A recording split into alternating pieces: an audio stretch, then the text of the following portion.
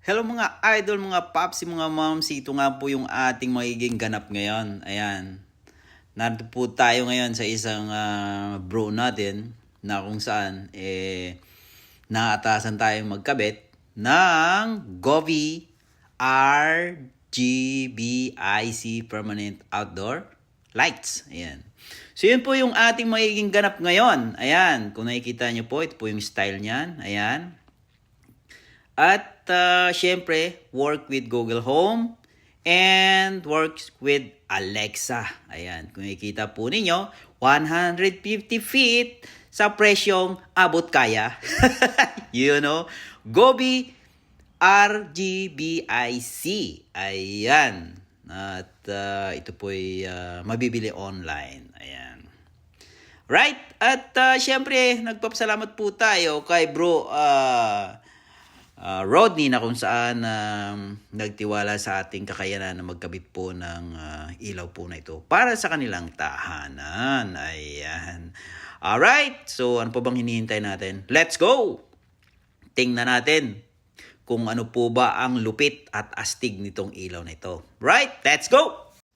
At matapos nga natin mga pops, mga moms, mga idol na maikabit yung Govee RGBIC Permanent Outdoor Christmas Lights. Narito na po.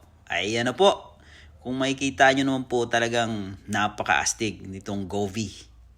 Ayan. Permanent Christmas Lights. Outdoor Christmas Lights. Ayan. Kung makikita nyo naman po, napaka-astig. Ayan, oh. Yun, oh. Oh. Diba? Ayan, siyempre, shoutout po kay Bro Rodney na siyang nagtiwala sa atin, sa ating kakayanan para maikabit po itong Christmas light sa kanilang tahanan.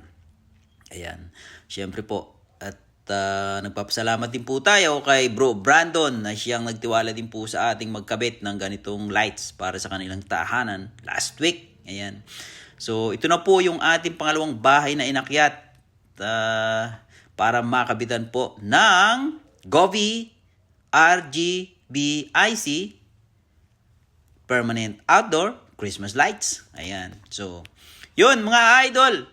At syempre nagpapasalamat din tayo sa ating mga pops at mga moms at sa ating mga idol dyan na palagi ang sumusuporta sa ating mga video. Ayan.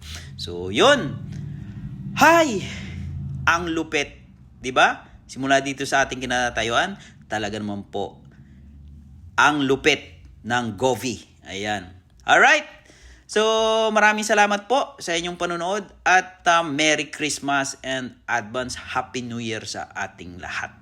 Bye-bye!